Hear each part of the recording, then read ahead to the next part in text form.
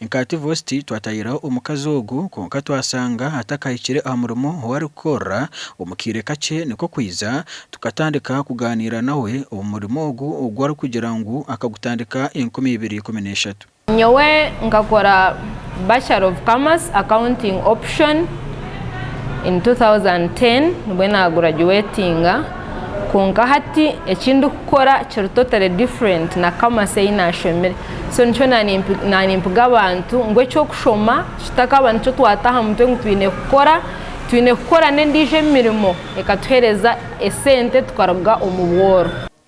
Ugu nagira ngu omurimo ogu aguhiremu entandikwa kandi hati nareba ngu naiza okutungamu bingi munonga. Irwemu ebintu bingi na wadene myaka nayo ni mingi kungana nebinganyirwemu ni bingi.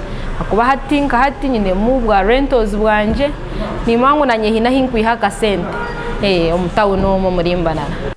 Kansime Yunisi na habura abisiki abarokugaya emirimo nicyo bari gukora nibo batari kukimanya kandi bine kwesasira okusabiriza bakakora emirimo yona. Bamwe abari gukora na kamusime nibagira ngo tebakaribaga omukazi nkogu ahakuba tari kwiganda.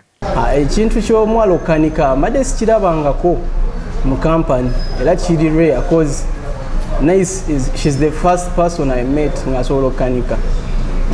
Yobwabuze bunkwabiki ba sisters bitu bari kwa hero